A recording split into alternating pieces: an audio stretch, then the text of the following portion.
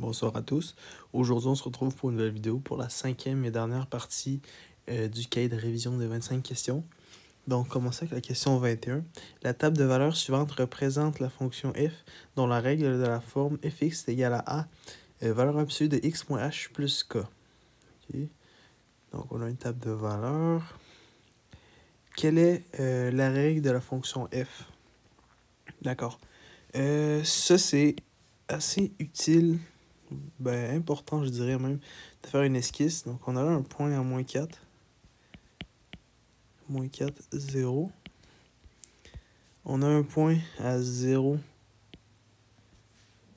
Donc, à 0. À 4, 0. Non, pardon. À 0, 4. Et on a un point à 8, 4. Donc, un point à 8, 4. Ok. Bon. Déjà, on peut faire un petit peu quelque chose comme ça. La fonction devrait ressembler à quelque chose comme ça. Voilà. Donc, on peut... on sait qu'il va y avoir un paramètre h ici entre les deux, puis c'est facile à calculer, mais d'abord, on va éliminer les choix de réponse qui n'ont pas de paramètre h, avec le paramètre h vaut 0, je veux dire. Donc là, comme paramètre h, on va avoir 8 moins 0 sur 2. Donc, on va avoir un h qui est égal à 4. Donc, ça, c'est bien. Ok, donc, on efface ça, puis on se retrouve avec le choix de réponse B, donc qui est la seule réponse valable. Puis, c'est ça. Donc, là, c'est possible. Bon, là, on voit qu'elle est orientée vers le bas. Donc, le A, il serait plus petit que 0. Puis, on pourrait calculer facilement le A en faisant notre delta Y sur delta X, donc la pente. Puis, bon, ici, ça serait 0 moins 4 sur moins 4 moins 0. Donc, on aurait une pente de 1, mais qui serait négative. Donc, A est égal à moins 1. OK? Et là, on aurait en fait fx est égal à moins x moins 4 plus k. Puis on pourrait insérer n'importe quel point pour trouver notre k.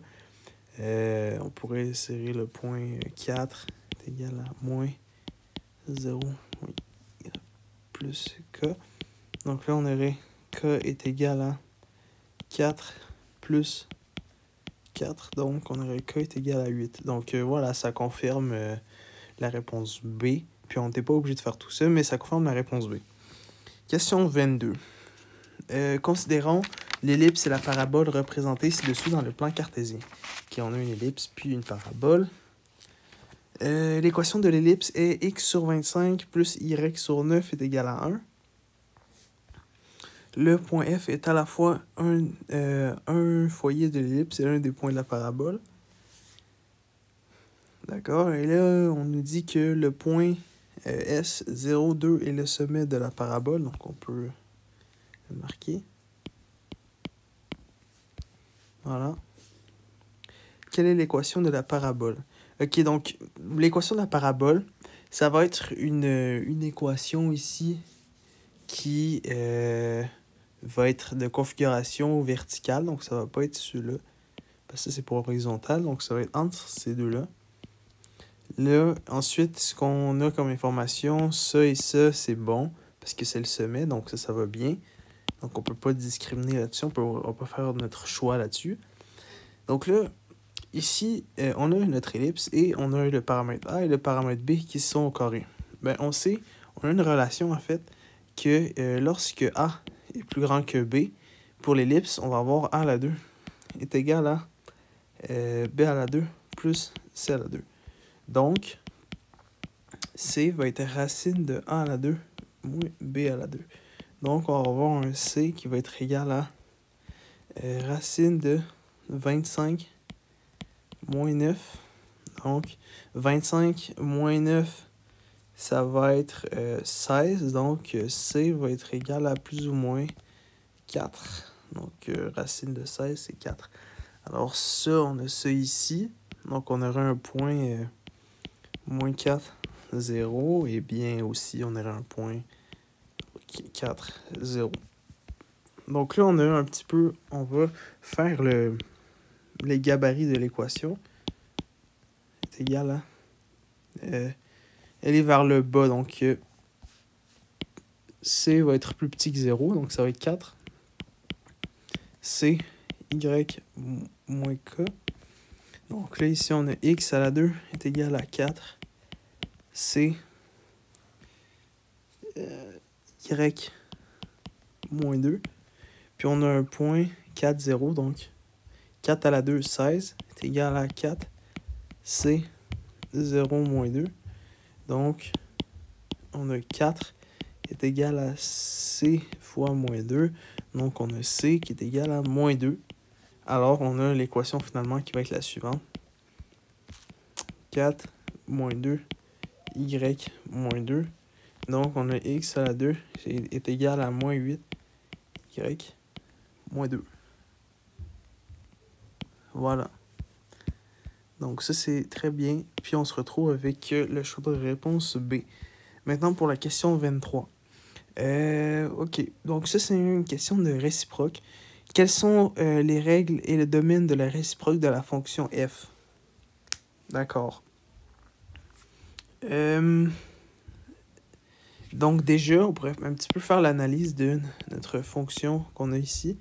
Ce serait une fonction racine carrée comme ça. Et on voit, en fait, que l'image de f, c'est égal à 8 à l'infini. 8 à plus l'infini exclu. Donc, l'image, en fait, va être... L'image de f, c'est le domaine de f, donc l'inverse de f moins 1. Donc là, on va barrer les choix qu'on n'a pas ça. Donc, ça va être soit celle-là, soit celle-là. Ensuite, donc, c'est ça qu'on a également. Ce qu'on pourrait faire, en fait, ça serait d'utiliser simplement, donc, ouais. Donc, ici, on pourrait prendre la droite, y est égal à x. Ça serait notre axe de réflexion. Donc, pour notre fonction réciproque, elle ressemblerait à ça à peu près. Bon, bien sûr, c'est supposé être genre symétrique, ça se touche au milieu, mais vous comprenez le principe. Voilà. Et là, la prochaine chose qu'on peut faire, c'est inverser les x et les y pour finir et isoler le y plus 8. Donc là, on aurait x moins 8 et x moins 8 comme ça. Donc bon, on peut pas rien discriminer. Est égal à 2 racines de y. Donc là, on a une demi x moins 8 est égal à la racine de y. Puis on veut simplement distribuer à la 2. Donc ça va être 1 sur 1 quart x moins 8 est égal à y. Puis ça, c'est à la 2, bien sûr. Donc, ce qu'on a comme équation, c'est l'équation A. Voilà. Pour la question 23. La question 24 est la suivante. Donc, l'avant-dernière question, c'est bien, on avance bien. La règle de la fonction f est fx est égal à moins valeur absolue de x moins 4 plus 2. La fonction g possède les caractéristiques suivantes. L'image de g, c'est la même que l'image de f. La fonction g est croissante sur tout son domaine. Laquelle des fonctions suivantes peut être celle de la fonction g? Donc, si l'image est la même, l'image, on va se faire une esquisse. Ici, on a 4, 2. Voilà. Comme ça. Et, bon. Comme ça. Donc, l'image de f est égale à... Ici, on a de moins l'infini exclu jusqu'à 2. Voilà. Donc, il faudrait qu'on ait un k qui vaut 2. Donc, on ne peut pas rien discriminer. Tous les k valent 2. Ensuite, elle est croissante sur tout son domaine. Ça, ce que ça veut dire, c'est que les fonctions... En fait, voici tous les choix possibles qu'on a de fonctions racine carrée. Voilà. Là, on va les analyser une par une. Lesquelles sont croissantes?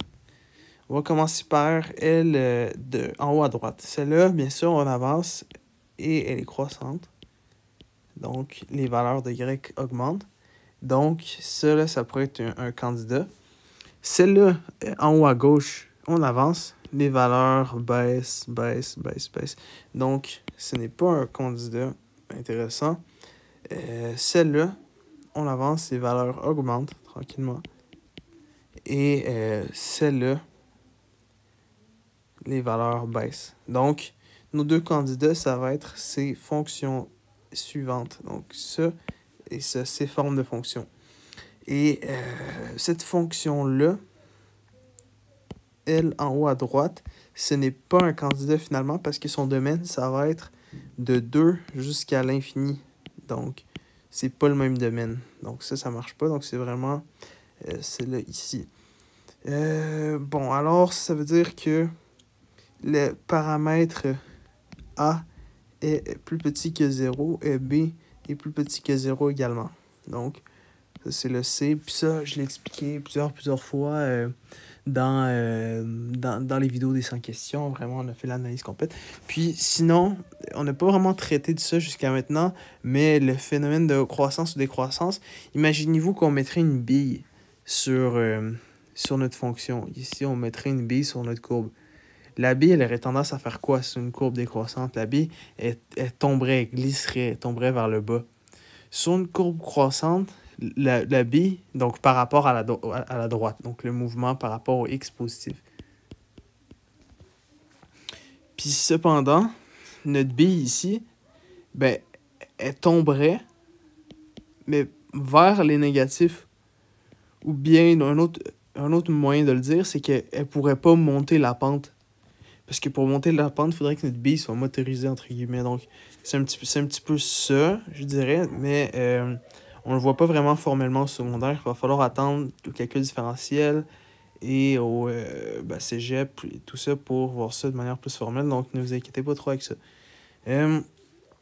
L'équation d'une parabole est x moins 4 à la 2 est égale à 12y. Laquelle des affirmations suivantes est vraie?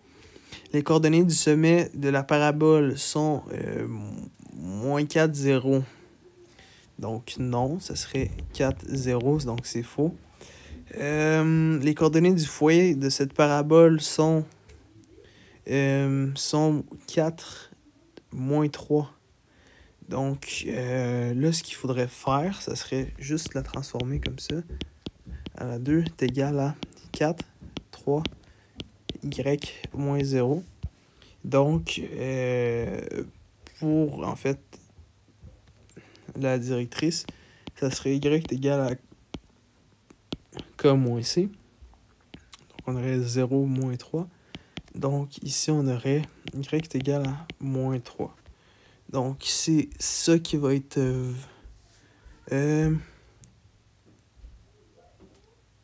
donc, 4 moins 3.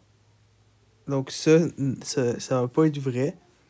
Parce que le foyer, en fait, va se retrouver à l'intérieur, comme ça. Donc, ça serait 4, 3, le foyer. Ici, l'équation directrice, on vient de la trouver. Donc, c'est bel et bien le C qui est vrai. Et l'axe de symétrie est de moins 4. Donc, ça, c'est faux. Ça serait 4. Parce que ça, c'est le sommet. Donc, c'est tout pour aujourd'hui. J'espère que vous avez apprécié. On se retrouve pour une nouvelle vidéo demain. On va partir une nouvelle série. Ça va probablement être les 10 vrais ou faux. Donc, vous me dites si vous avez des suggestions. Sinon, je vous remercie de votre écoute. Puis voilà, on a bel et bien fini. Je vous remercie de votre écoute et